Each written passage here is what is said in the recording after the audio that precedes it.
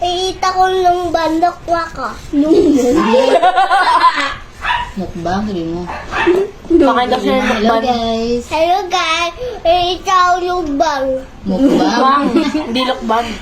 Ano ba i-eat mo? Sabi mo sa kanila nini. Kapakwan na. Iita ko chicken nuggets. Sila yung... Sila mo. Yamchi kudasai. Ano yun?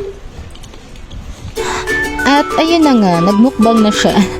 So, ang niluto ko nga pala dito is chicken nuggets. Yes, first is naglaga lang tayo ng patatas and then nagkat lang tayo ng mga sibuyas. So, ayan lang yung mga halo niyan guys. Pag mayroon kayong food processor, gamitin nyo yung much better dahil yung in-order ko is hindi pa dumating. So, for the mano-mano tayo dyan. Gatin nyo lang yan hanggang kung gaano kaliit yung gusto ninyo. Mas pino, mas maganda syempre. And salt and pepper lang naman to taste. Ayun lang din naman yung aking hinalo. And then 1 egg and then a half cup or 1/4 cup. Basta ganun lang na cornstarch. O yan. So, for the mix-mix lang yan guys.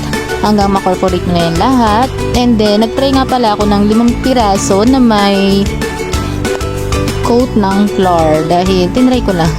So, kasi feeling ko, ang tagal niyang mag-brown.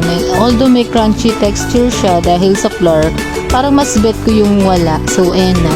So, lahat na ng sumunod dyan is hindi ko na siya nilagyan ng flour. So, as in, ayun na kaagad. Ganyan lang. For the luto-luto lang tayo dyan hanggang maging golden brown lang naman lahat yan. So, ayan na. Hindi ko na pinorfect yung shape niyan, guys. Dahil pangkakain lang din namin yan. So, yung 1 kilong manok na yan is isang upuan lang yan. Yes, isang kainan lang yan, guys. Dahil matatakaw yung aking alaga. So, ayun lang naman. Ganyan lang naman usual na pagluluto hanggang maging brown. Hindi pa ako tapos magluto. Is tinikman ko na. And yung first batch ko is naubos na rin kaagad ng mga anak ko.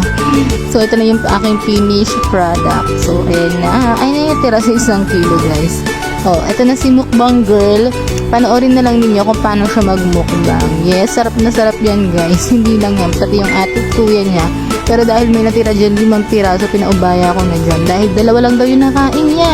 And habang kumakain yan, ng ganyan is sinusubuan pa yan ng pakwan. Yes, ganyan yung katakaw. O, diba? Kaya, itry nyo na rin yan, chicken nuggets, diba? No preservatives din yan, diba? At least, alam natin na mas healthy yung kinakain ng mga kids natin.